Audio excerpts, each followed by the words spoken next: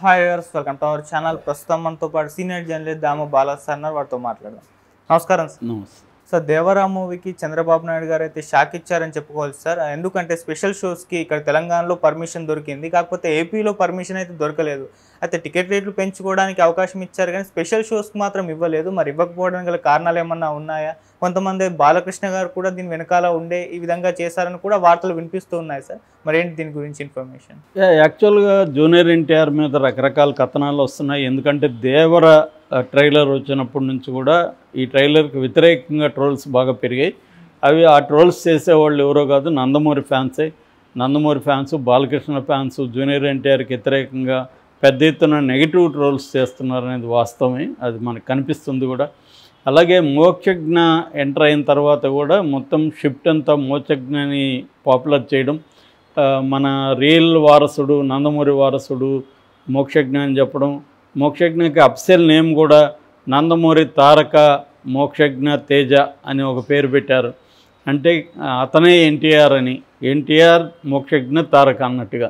So ఈ ఎన్టీఆర్కి వ్యతిరేకంగా నందమూరి ఫ్యామిలీ కుట్ర చేస్తుంది మళ్ళొకసారి. ఎందుకంటే ఫస్ట్లో ఎన్టీఆర్ ఎంటర్ అయినప్పుడు కూడా, జూనియర్ ఎంటర్ అయినప్పుడు కూడా తారక రత్నాన్ని తీసుకొచ్చి ఒకే రోజు 9 సినిమాలకి కొబ్బరికాయలు కొట్టారు, ప్రారంభోత్సవం చేశారు. అప్పుడు అంటే కమ్మలాబి అంతా ఒకటయ్యి జూనియర్ ఎన్టీఆర్ని తొక్కేయాలి, నందమూరి ఫ్యామిలీ నుంచి ఇంకొక యంగ్ స్టార్ వస్తే జూనియర్ ఎన్టీఆర్ కాంపిటీషన్ ఉంటుంది అనుకున్నారు. కానీ అది జరగలేదు. సో ఎన్టీఆర్ని ఎవరు ఆపలేకపోయారు. ఆయన తారక రత్న కెరీర్ ఏమైందో మనం చూసాం. సో ఇప్పుడు మోక్షజ్ఞని తీసుకురావడం అనేది జరుగుతుంది. ఎందుకంటే బాలకృష్ణ అసలైన సీనియర్ ఎన్టీఆర్కి వారసుడు, సీనియర్ ఎన్టీఆర్కి మళ్ళీ యంగ్ జనరేషన్లో వారసుడు మోక్షజ్ఞ ఉండాలి తప్ప జూనియర్ ఎన్టీఆర్ ఉండకూడదు. కానీ జూనియర్ ఎన్టీఆర్కి ఉన్న అడ్వాంటేజ్ ఏంటంటే వాళ్ళ తాత లుక్స్ రావడం, బ్రహ్మాండమైన పెర్ఫార్మెన్స్ ఉండడం, డ్యాన్సులు కానీ ఇవన్నీ వేయడం, దీంతో అతను కెరీర్ అనేది ఖచ్చితంగా ఇప్పటివరకు అయితే బాగానే ఉంది. ఇప్పుడు దేవర అనేదే అతనికి ఒక టెస్ట్ అనమాట. ఎందుకంటే 6 ఏళ్ళ తర్వాత అతను సోలోగా చేస్తున్న సినిమా. సో అరవింద సమేత తర్వాత ఇదే సోలో. అందువల్ల ఇది చాలా ఇంపార్టెంట్ ఫిల్మ్ అతనికి. తన కెరీర్ ముందుకెళ్ళాలంటే ఇది ఒక బూస్ట్ లాగా పనిచేయాలి. రెండోది, ఇది పాన్ ఇండియా లాగా 5 భాషల్లో రిలీజ్ చేస్తున్నారు. కాబట్టి పాన్ ఇండియా స్థాయిలో ఈ సినిమా పెర్ఫామ్ చేయకపోతే జూనియర్ ఎన్టీఆర్కి ఇబ్బంది అవుతుంది. అందుకని ప్రమోషన్లు అవి కూడా బాగానే చేస్తున్నారు. అయితే ఈ నెగిటివిటీ వల్ల ఏమైందంటే యాక్చువల్గా జూనియర్ ఎన్టీఆర్ 2 రాష్ట్రాలకు కూడా వరద సాయం కూడా 50 లక్షలు ఫస్ట్ ప్రకటించిన వాళ్ళల్లో జూనియర్ ఎన్టీఆర్ ఒకరు. సో ఈ 50 లక్షల్ని చంద్రబాబుకి కలిసి ఇద్దాము విత్ రామ్ చరణ్ అనే ప్లాన్ కూడా అనుకున్నారని, అయితే ఆయన సడన్గా సీతారాం యేచూరి చనిపోతే అటు వెళ్ళిపోయాడని అనే వార్త వచ్చింది. అయితే నిజానికి చంద్రబాబు అనుకుంటే 5 నిమిషాలు కలవడం పెద్ద విషయం కాదు. కానీ బాలకృష్ణ అడ్డుపడ్డాడు, భువనేశ్వరి అడ్డుపడింది అనే వార్తలు కూడా వినిపించాయి. అంటే చంద్రబాబు అందుకని జూనియర్ ఎన్టీఆర్ని కలవడానికి ఇష్టపడట్లేదు అనేది కూడా వినబడ్డాయి. రెండవది ఏంటంటే జూనియర్ ఎన్టీఆర్ దేవరకు సంబంధించి ప్రత్యేక షోలు, టికెట్ల రేట్లు పెంచుకోవడం, ఈ 2 అనేది మనకు తెలుసు ఎంత ఇంపార్టెంట్. పెద్ద సినిమాలకి చాలా ఇంపార్టెంట్. ఎందుకంటే వాళ్ళకి మొదటి 3 రోజుల్లోనే ఫ్రైడే, సాటర్డే, సండే ఈ మొదటి 3 రోజుల కలెక్షన్ అనేది వెరీ ఇంపార్టెంట్.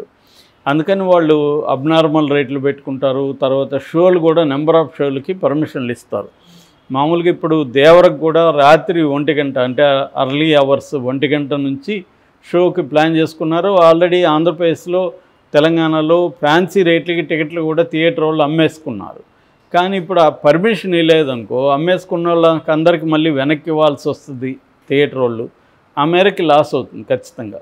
ఎందుకంటే ఫ్యాన్సీ రేట్లు అప్పుడే పెట్టుకోగలరు. ఫస్ట్ అభిమానులు కానీ చాలామంది ఎలా ఉంటారంటే ఫస్ట్ షోకి వెళ్ళాలి అనేది వాళ్ళకి క్రేజ్ ఉంటుంది. ఇప్పటికి కూడా థియేటర్లు చూడడం అంటే ఫస్ట్ షో చూడకపోతే వాళ్ళకి చూసినట్టు ఉండదు.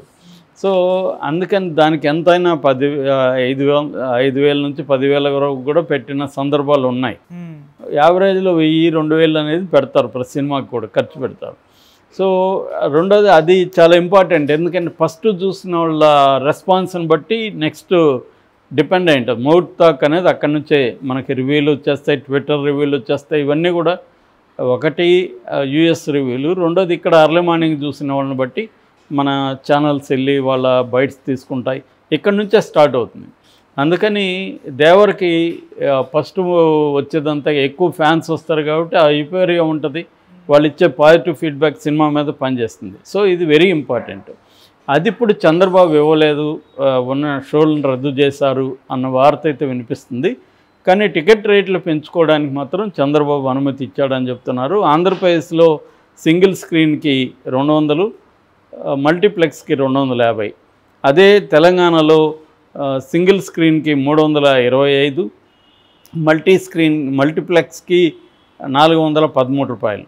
అంటే ఇక్కడ బ్రహ్మాండంగా పెంచుకోవడానికి అనుమతి ఇచ్చారు కానీ అక్కడ ఇవ్వలేదు. అక్కడ సింగిల్ స్క్రీన్ 125 రూపాయలు తక్కువ ఉంది.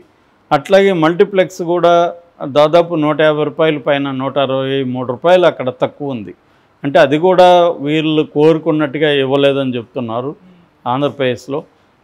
ఎందుకంటే మామూలుగా ఒక సినిమాకి తెలుగు రాష్ట్రాల రేషియోలో చూస్తే 60% కలెక్షన్ ఆంధ్రప్రదేశ్ నుంచి ఉంటుంది, ఓన్లీ 40% కలెక్షనే తెలంగాణ నుంచి ఉంటుంది.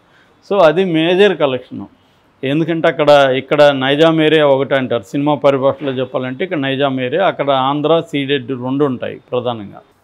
సో అందుకని ఇప్పుడు ఇది చేయకపోవడం వల్ల దేవర ఇబ్బంది అవుతుంది. ఎందుకంటే దేవరకు ప్రొడ్యూసర్ ఎవరో కాదు, కళ్యాణ్ రామే ప్రధానమైన ప్రొడ్యూసరు, ఇంకొక ప్రొడ్యూసర్ కూడా ఉన్నాడు, కానీ మేజర్గా అయ్యింది ఎన్టీఆర్ ఆర్ట్స్.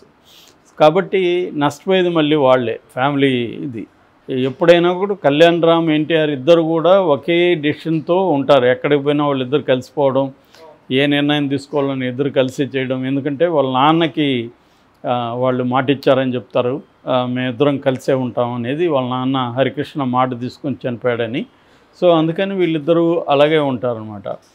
ఒక కవలలాగా వాళ్ళు ఉంటారు, కవలలు కాకపోయినా, ఒక తల్లికి పుట్టకపోయినా. సో ఆ స్థాయిలో ఉన్నప్పుడు ఇప్పుడు ఈ చంద్రబాబు తీసుకున్న నిర్ణయం వెనక బాలకృష్ణ ఉన్నాడని కూడా వార్త వైరల్ అవుతుంది. ఎందుకంటే దేవరని ఎట్టి పరిస్థితుల్లో హిట్ చేయనీయకూడదు అని బాలకృష్ణ కూడా అనుకుంటున్నాడా, ఎందుకంటే వాళ్ళ కొడుకు మోక్షజ్ఞ వస్తున్నాడు.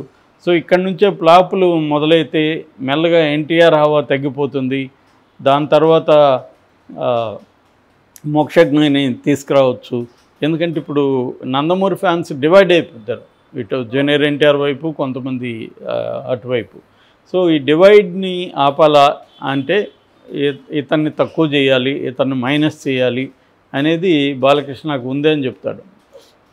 బాలకృష్ణ అలా చేస్తాడా అనేది నేనైతే అనుకోవట్లేదు. ఎందుకంటే ఎప్పటికైనా అది బ్యాడ్ నేమ్ వస్తుంది తప్ప అదేమి ఇది కాదు. నిజంగా వర్త్ ఉంటే వాళ్ళ అబ్బాయి ప్రమోట్ అవుతాడు. నిజంగా అంత ఇది ఉంటే ఆయన ఇన్ని రోజులు ఎందుకు ఆగుతారు, కొడుక్కో ఇంతకు ముందే దించుండేవాడు. సో అంత ఇదిగా వీళ్ళు వెళ్ళి ఇట్లా చేస్తారా అంటే తెలియదు. కానీ ఆంధ్రప్రదేశ్ రాజకీయాలు ఎలా ఉంటాయంటే ప్రతిదీ అక్కడ రాజకీయమే. కాబట్టి ఇక్కడ ఇప్పుడు జూనియర్ ఎన్టీఆర్ ఇక్కడ కూడా సినిమా రిలీజ్ అవుతుంది, కానీ ఇక్కడ ఈ గొడవలు లేవు, రాజకీయ గొడవలు లేవు. కానీ అక్కడ విపరీతంగా ఉన్నాయి. సో అందుకని పైగా మోక్షజ్ఞ ఎంట్రీ, నిజానికి మోక్షజ్ఞ ఎంట్రీ వచ్చినప్పుడు కూడా జూనియర్ ఎన్టీఆర్ స్పందించి అతనికి విషెస్ చెప్పాడు, తాతలాగా పేరు తెచ్చుకోవాలన్నాడు.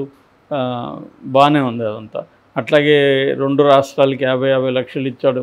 జూనియర్ ఎన్టీఆర్ వరకు తన బిహేవియర్లో ఎటువంటి ఇబ్బంది కనబడలేదు. కానీ ఒక్కోసారి ఏమవుతుందంటే నువ్వు నాతో లేకపోతే నాకు వ్యతిరేకంగా ఉన్నట్టే అన్న ఒక నెరేటివ్ స్ట్రక్చర్ ఇవాళ ఆంధ్రప్రదేశ్లోకి వచ్చేసింది. అది అందరి మీద ఉంది, మన మీద కూడా, ఛానల్స్ మీద కూడా. నువ్వు మా వైపు ఉంటున్నావా లేవా, నీ వీడియోస్ మా వైపు లేకపోతే నువ్వు మాకు ఎనిమినే అన్న ధోరణి వచ్చేసింది. అలాగే జూనియర్ ఎన్టీఆర్ తెలుగుదేశం వైపు లేడు కాబట్టి తెలుగుదేశం వ్యతిరేకి అన్న ధోరణి బాగా పెరిగింది. ఏదేమైనా జూనియర్ ఎన్టీఆర్ అయితే విపరీతంగా ప్రమోట్ చేస్తున్నాడు. సందీప్ రెడ్డి వంగతో వాళ్ళ టీము ఇంటర్వ్యూస్ చేశారు, అది వెరీ పాపులర్ అయింది. ఎందుకంటే దాంట్లో జూనియర్ ఎన్టీఆర్ సినిమాకు సంబంధించి కొన్ని విషయాలు బయటికి తీశాడు. దాదాపు 35 నిమిషాలు అండర్ వాటర్ కానీ ఓవర్ వాటర్ కానీ, అంటే వాటర్లోనే లోపల పైన కలిసి దాదాపు 35 రోజుల పాటు షూట్ చేశారని చెప్తున్నారు. దానికోసం ప్రత్యేక వాటర్ పూల్ క్రియేట్ చేయడం, దాని అలలు క్రియేట్ చేయడం కోసం మోటార్లు, దాని తర్వాత బోట్లు కూడా దాదాపు 200 వాటర్ బోట్లు రెడీ చేశారు దీనికోసం. సో ఒక్క 15 సెకండ్ల సీన్ కోసం కూడా రోజంతా మేము చేసాము ఇలా చెప్పాడు. అట్లాగే ఆయుధాలకు సంబంధించి, ఎందుకంటే దేవర టైటిలే ఆయుధాలతో డిజైన్ అయి ఉంటుంది. ఈ సినిమాలో ఆయుధాలు వెరీ ఇంపార్టెంట్. వాళ్ళు ప్రత్యేకమైన దేవతలను పూజించరు, ఆయుధాలే వాళ్ళ దేవతలు. ఈ ఆయుధాలకు కూడా కాంటెక్స్ట్ ఆ సినిమాలో ఉంటుంది. ఇది 4 గ్రామాల చుట్టూ జరిగే కథ. ఒక గ్రామానికేమో సైఫ్ అలీ ఖాన్ క్యారెక్టర్, అతను బైరా, అతని పేరు బైరా ఉంటాడు. రెండో దానికేమో దేవర ఉంటాడు. ఇలాగా గ్రామాల మధ్య కూడా ఇది నడుస్తుంది. అంటే ఒక ట్రైబల్ పైరేట్స్ చుట్టూ జరిగే కథ అని నిన్న సైఫ్ అలీ ఖాన్ కూడా ఇంటర్వ్యూలో చెప్పాడు. దీనివల్ల కూడా ఇప్పుడు ఆ విజువల్స్ కూడా, వాటర్లో షూట్ విజువల్స్ కూడా వైరల్ అవుతున్న వీడియోలు, దానివల్ల కూడా ఇంకా హైప్ అనేది పెరిగింది. ఈ కాంటెక్స్ట్లో చంద్రబాబు ప్రత్యేక షోలకు అనుమతి ఇవ్వకపోవడం అనేది దేవరికి చాలా పెద్ద ఎత్తున నష్టమవుతుంది. మరి okay sir, thank you so much.